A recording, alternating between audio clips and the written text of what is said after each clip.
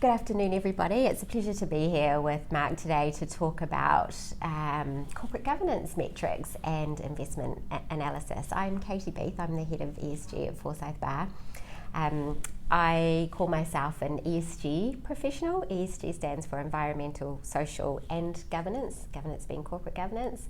And my job is to look at those sorts of issues and how a company is managing them and changing going forward to ensure they're managing risks, taking advantages of opportunities and positioning themselves for a more sustainable future.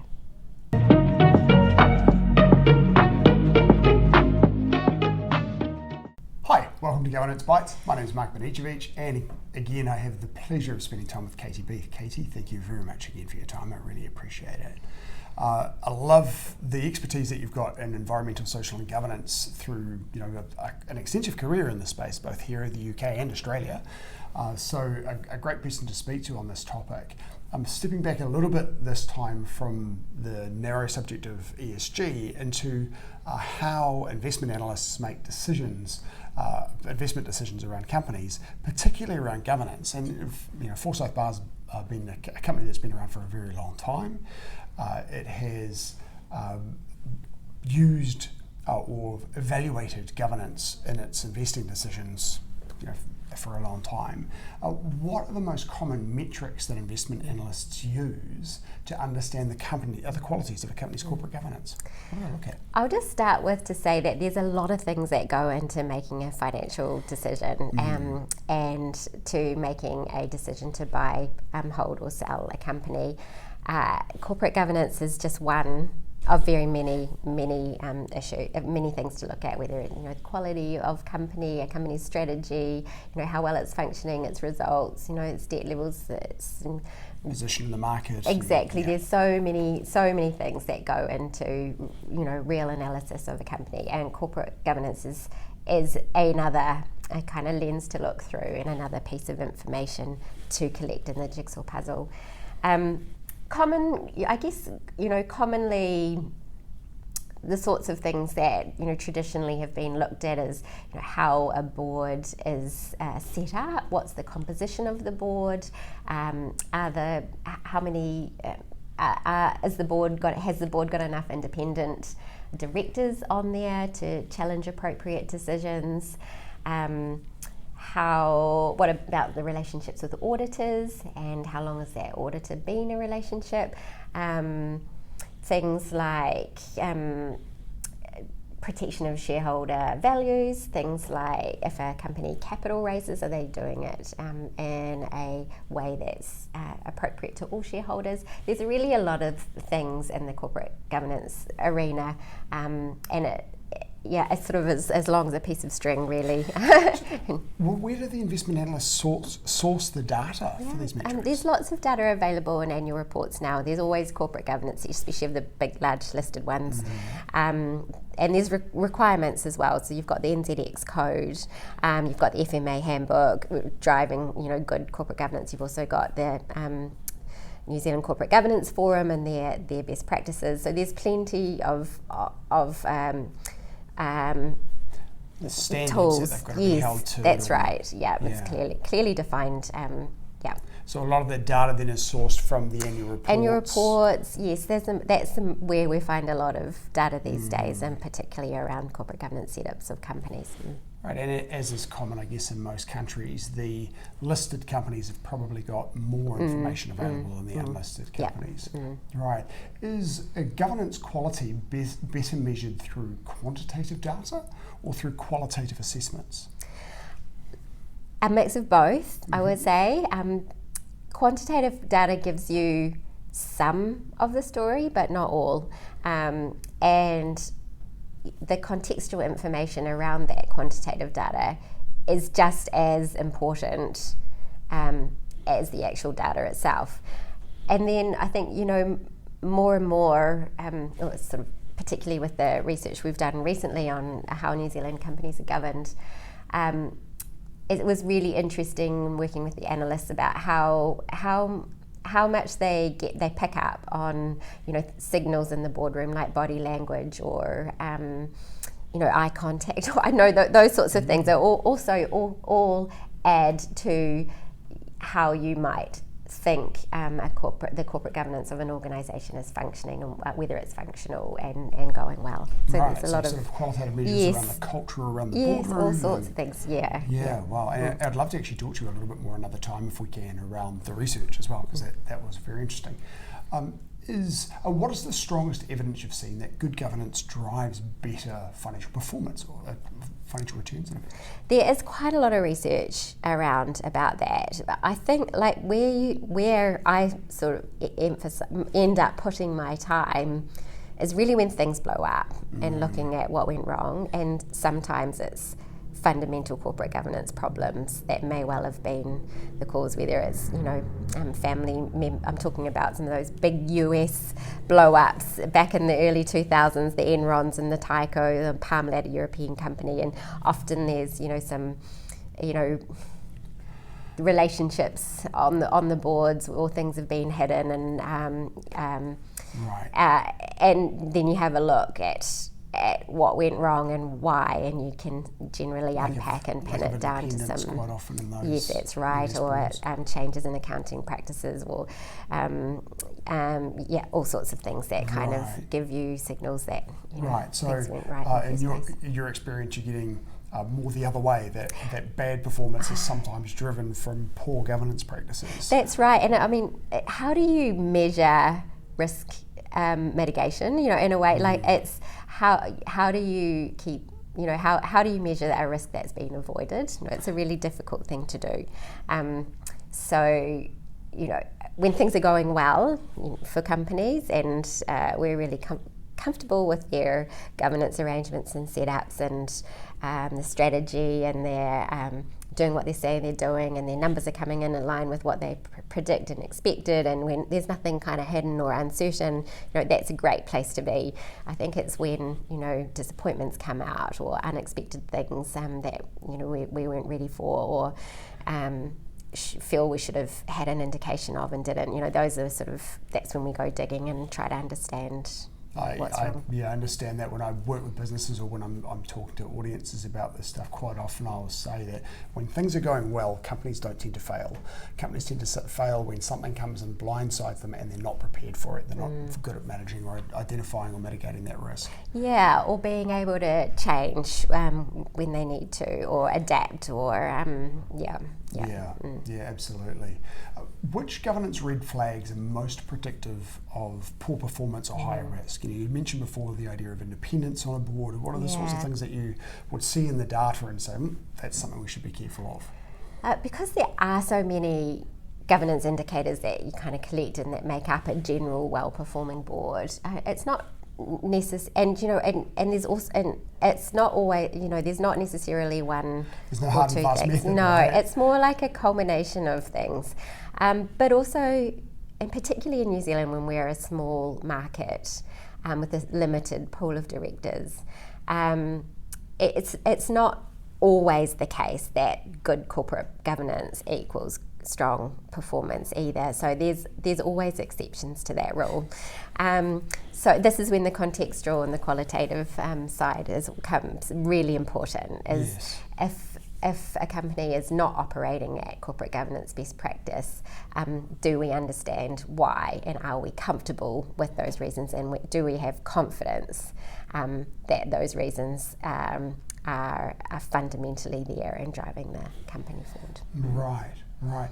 How much weight should be given to board composition factors like independence, diversity, tenure, size of the board? Yeah, I sort of see it like they're all important. Okay, and I sort of see it as a hygiene mechanism. The rules are there, and the good guidance practice is there for a reason. Yes. And it's built on strong research and analysis and history over time, to get to where we are. It's there and it's important. I see it more as a hygiene factor. It's just how companies should be operating. It's the minimum standard. Yeah, that's right, it is. Yeah. Well, some quick fire questions for you then. Optimum size of a board? Oh gosh, between 6 and 8. It'll depend. Yeah, 6 and 8. And it will depend on the case to case. So 6 to 8.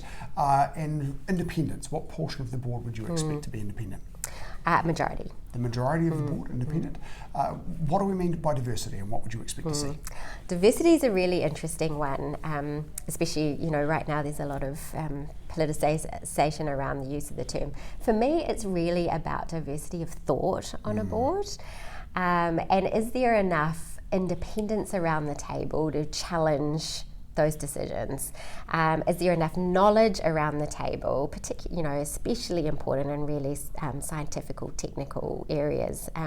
Is there enough independent knowledge around that table to challenge the direction of travel? Because boards can often operate with one or two very strong characters, and how do you navigate those dynamics around the board table, or the management of potentially a strong CEO, maybe a founder CEO even, and challenge them with enough information and the right skill set to make sure the strategy is right, to make sure the risks are well understood and are being managed, and that direction of travel is clear. Yeah, so it's a very difficult one to measure with data, isn't it? Because we tend to look at proxies. The most common proxy is gender.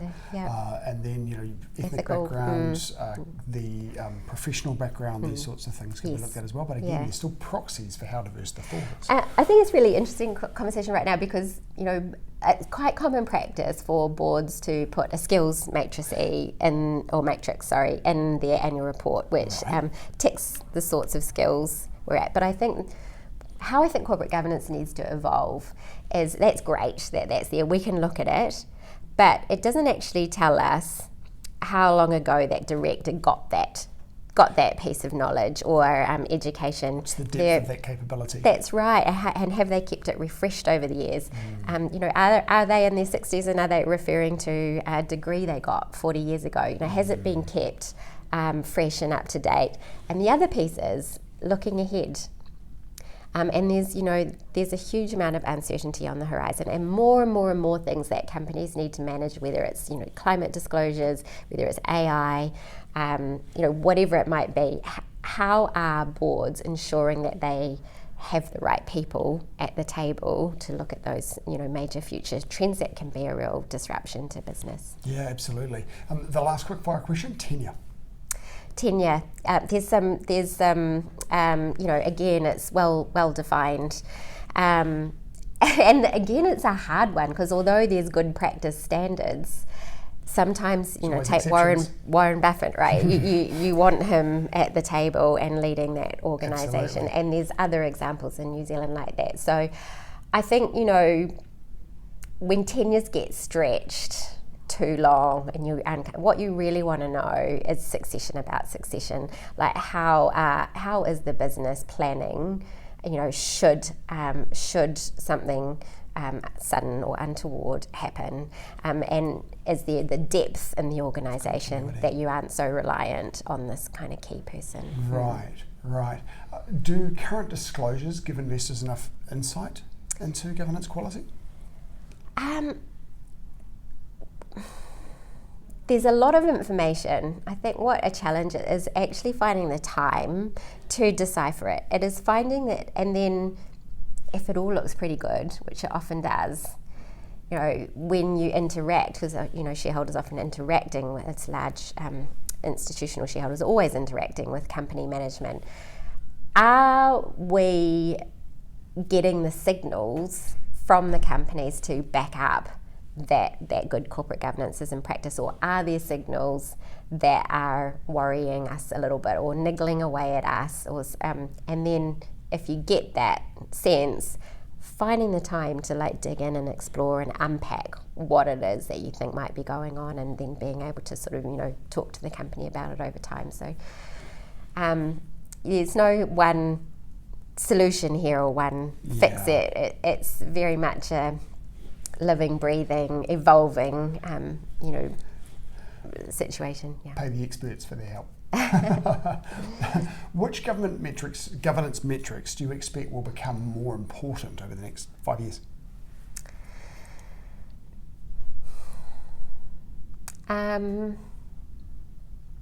there's one issue that I have been writing about for a few years, which is around auditor tenure. New Zealand's a really interesting place in that there are a lot of companies that have very long relationships with auditors, like well over 10 years. So the good practice is that, and companies should review in New Zealand, define good practice, that companies should review their auditor at the 10-year mark. And if they decide to keep it, it's fine, but you should do a big, thorough review. Whereas the view that I've taken in some of my research is that actually the auditor should be changed at the 10-year mark because the independence of the auditor can be compromised over that time. And although lead auditor partners need to change every 5 years, that knowledge stays within an auditing organisation. So I think this is a really interesting thing in New Zealand. Last year we looked at 61 companies and 32 of them had auditor relationships over 10 years. Yeah, and half of the companies. And it's an interesting one because the pushback I get is New Zealand is small, we don't have enough auditors, the cost is expensive. There's all sorts of things that kind of will stop a company changing its auditor. But I think when things blow up, when things go wrong, or if you see accounting practice changes that are more aggressive, or they move from aggressive to conservative, or there's just, you can sort of see, you just hope that there's been some good discipline in the companies to review those relationships and really look independently at them to make sure that incremental risk doesn't just build up over time and suddenly become a big issue. I think that's an interesting one which we'll watch in New Zealand. And as much as we are a small market, we do have more than one audit firm. So there's we still the opportunity do. to move. And our audit firms also have very long arms into global expertise around the world. Yeah, so it seems like a bit of a weak counter-argument to me. I get it. It's expensive and and New Zealand is small, but you're right. It's the risk of something going wrong well outweighs those the cost of yeah, absolutely. Now those are data that are currently available. You look on annual reports, you'll see how long the auditor's been in place. If there was one new governance disclosure that you would be able to require for all public companies, what would it be? I think the sort of place that I've got into, more recently in my thinking is the real intersection between, how a company is run and it's operating and all its financial metrics, along with the corporate governance metrics, and how they can come together to tell us more of a story rather than looking at these things in isolation. So, that's where I'd really like to drive my research into the future, is really understanding those connections and how they can support or negate each other and what signals we get from it. Is there are there any particular data items that you'd love to be able to go to the NZX 50 or the NZX listed companies and say, I'd like these data please to be able to do my research? And oh gosh, I think one thing that I would like to see, and I'd like actually the industry to come together on this, is to really review and consider whether the corporate governance metrics that are the best practice corporate governance metrics that are in place today are still fit for purpose for the future. As far as I know, good corporate governance practice hasn't really changed over, 30 years or so. Sure, it's tweaked around the edges here and there. There's better definitions. NZX is always trying to define things differently. Last year it was more about the independence of a board. Independence, what does that mean? But we are operating now since COVID. The economy is in quite a different situation, and whether it's hybrid working, whether it's climate change and disclosures coming in, whether it's AI, it's a different economy, not to mention different interest rate environment, all of those sorts of things. The way we operate is different to how it was before COVID, and I think it would be a really great thing for the industry to come together and just reflect on what good corporate governance practice is now, and if it's still fit for purpose and going forward. Yeah, great, thank you. One final question for you. In your role with your expertise, if you were able to give one piece of advice to all New Zealand boards, that some of them may not need the advice, but the majority of them would, what would be the one piece of advice you would give to all New Zealand boards?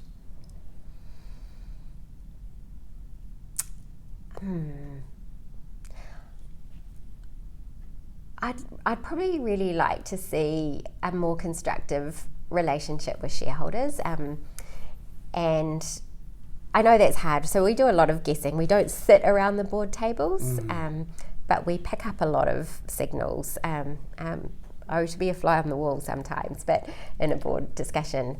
But a really sort of open, sharing, trusted relationship with shareholders, I think would go a long way to helping us really understand how effective a board is being. And I think that's kind of an area which I keep coming back to, is how do we really assess board effectiveness when we're not at the table? And one of the things in the recent research that I did was, a couple of the companies that we wrote about that have performed really terribly over the last couple of years from a investment performance perspective. We looked at 5 of them. 3 of the 5 didn't do self-reviews the boards didn't do self-reviews, and I think it's an interesting one, and I'd love to see boards do more of that, and I'd love them to share the findings with shareholders, what they think is going well, and what they think their headwinds are, and then their plans in place to address them. I think that would really help the conversation between boards and shareholders to build trust and understand where things are at. Yeah, great. So boards, please, stronger disclosure to shareholders and more relevant disclosure about what's happening and their functionality. Yeah, great. Katie, again, thank you very much for your time. Thank really you. Appreciate it. Been a great conversation. Yes. Look forward to catching up again soon and maybe talking about your research. Thanks, and Mark. See you next episode. Thank you for watching this episode of Governance Bites. We have more episodes on YouTube and your favourite podcast channel, where I interview directors and experts on various topics relating to boards of directors and governance. We'd love to see you back, and please like, subscribe, and share the videos and podcasts.